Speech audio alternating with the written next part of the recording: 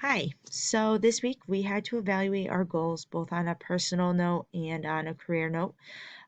So on a personal level, one of the goals that I have set for myself is to run a full marathon this year and then have either this marathon or one more qualify me for the Boston Marathon before I turn 30. So for that, how do I intend to keep myself motivated is by I follow a strict regimen training schedule that I follow every day. um, and I like to do that because each day I accomplish something that I couldn't do the week prior.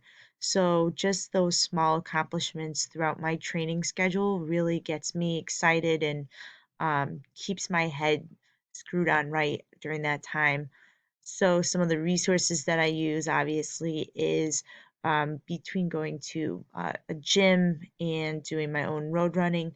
I also do a lot of additional readings. I like to see what other runners are saying that works for them. I like to research different stretches and ways to strengthen my muscles and how I can really continue my longevity throughout my races. Obviously, some of the challenges that I have to keep in mind is in addition to me wanting to accomplish this marathon, I also work full time and I go to school full time. So it's a lot to bite off at once, but making it through one day at a time.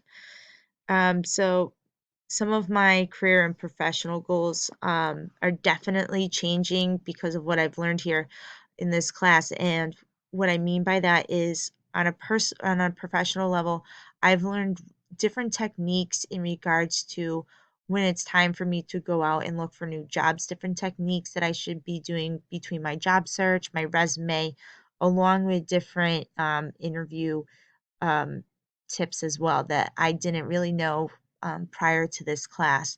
Some career tips as well. I've been able to take on one specifically is we read an article that one of the authors had suggested us dropping just and making our statement afterwards because of the just it kind of discredits you a little bit. So I've been implementing that more in my day-to-day life.